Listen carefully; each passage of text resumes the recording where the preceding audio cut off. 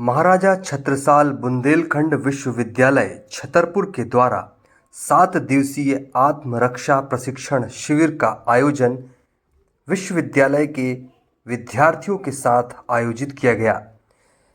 इस शिविर में प्रशिक्षक श्री सुरेंद्र यादव के द्वारा सभी विद्यार्थियों को आत्मरक्षा की बारीकियों से अवगत कराया गया।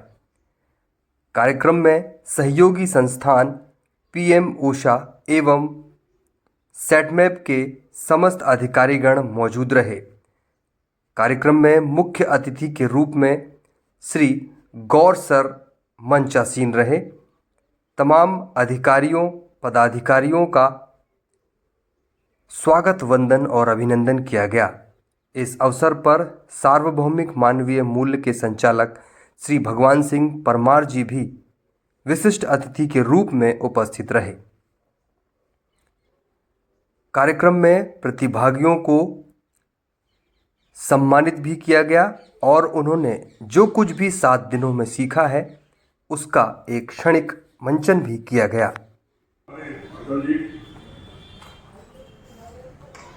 बहुत ही नेक काम कर रहे हैं, मानव कल्याण के लिए अपना पूरा जीवन दे रहे। परम आदरणीय भगवान जी मेरे विद्यार्थी रहे, जिनका मैं बहुत रूपांतरण देख रहा हूँ आज, जिन्होंने भक्त किया है सत्य के रास्ते पर चलने के लिए।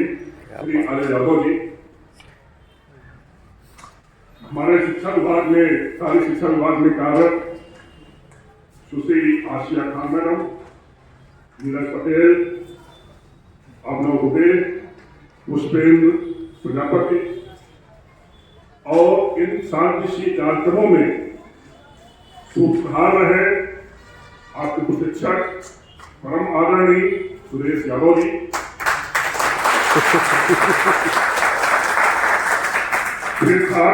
और हमारे हमेशा सक्रिय रहने वाले राकेश पाठक जी।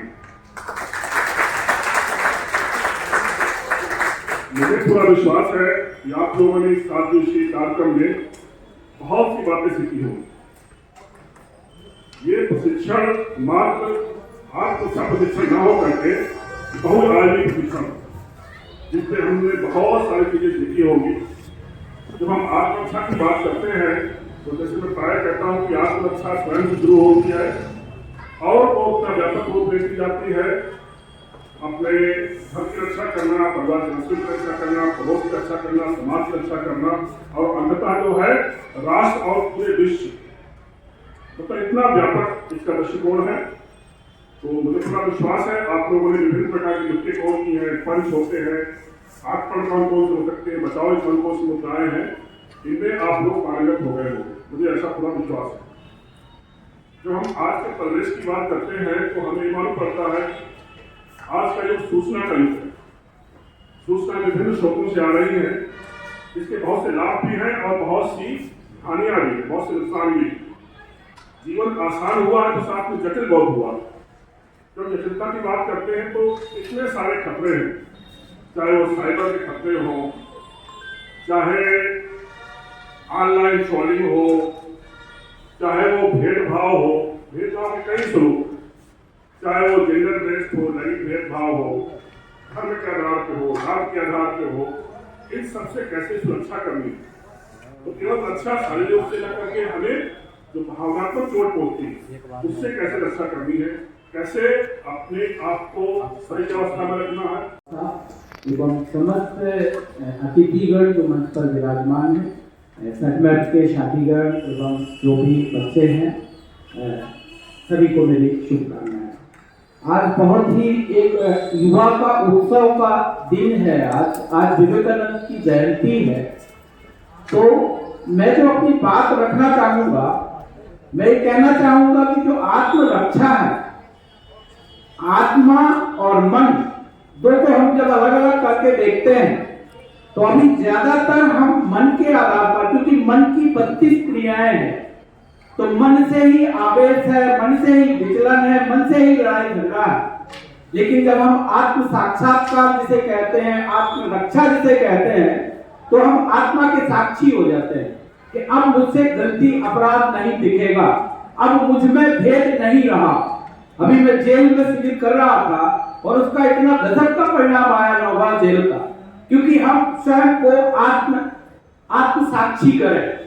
आज बहुत आगे हमें जाना पड़ेगा। शरीर की रक्षा तो हमको करनी है, उसके साथ साथ हमको देश की रक्षा भी करनी है। अभी माननीय प्रधानमंत्री जी का जो बयान है अयोध्या का, हमें लगता सबको सुनना चाहिए, जिस पर उन्होंने मर्यादा पुरुषोत्तम राम के बारे में बोला है। तो मर्यादा का मतलब है इस संसार के नियमों को समझ जाना। ये जो संसार है ना, इसके भी अपने कुछ नियम है। हमको प्रकृति मिली हुई है, हमको शरीर मिला हुआ है, हमको मानव मिला हुआ है। तो मानव के साथ हम न्याय कैसे करेंगे? क्या मेरे में न्याय है, मेरे में संबंध दिख रहा सारे संसार के लिए, या एवं सम्मानीय साथी बंधुगण नमस्कार।